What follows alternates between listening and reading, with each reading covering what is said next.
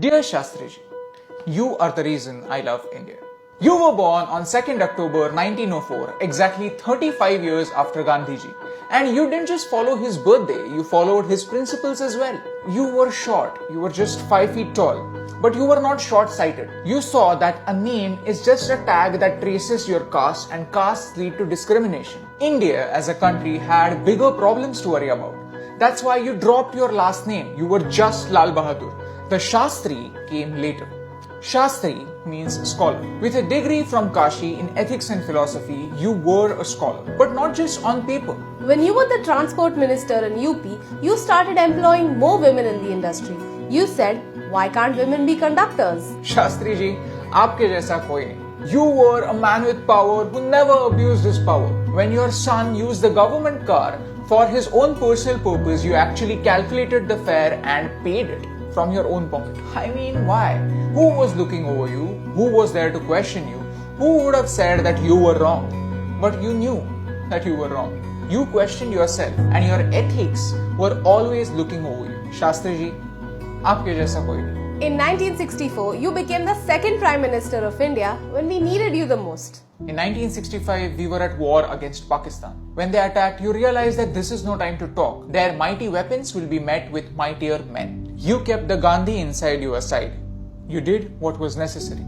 You gave the military the freedom it needed. And the Indian military did what they do the best. The Indian military had reached Lahore. The UN had to intervene and the war ended. White revolution, that's you. Green revolution, that's you. The slogan, Jai Jawan, Jai Kisan, that's you. You realize that the soldier and the farmer are the two crucial pillars of our country, and you gave them the status that they deserve. When the nation didn't have enough food, you asked your family to skip a meal. And I'm not just talking about your family at your home, I'm talking about the entire nation.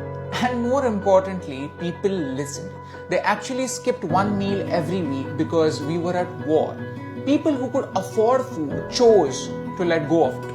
We had that sense. We had that unity. We, as the people of the country, acted as if we were a part of a family. With you as a head. Why are we missing this feeling today? Why are we not like that today? From joining the Indian freedom struggle as a teenager to successfully curbing the 1947 riots and being the most honest prime minister this country has ever seen, there is so less information about your life. When we were researching for the video, we realized there was so little information about your work on the internet. तो आपके death के बारे में क्या बोलें?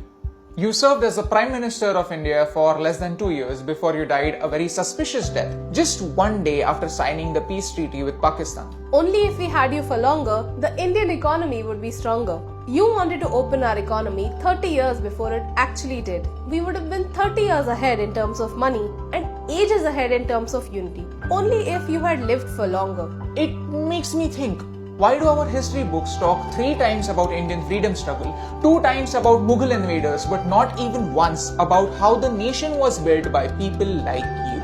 But I want to change that.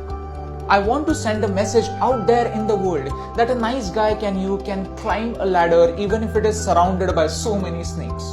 You are no more, but I want your ideas to live forever and give birth to somebody who stands for everything that you stood for and make us say, Shastri ji, aapke jaisa koi hai.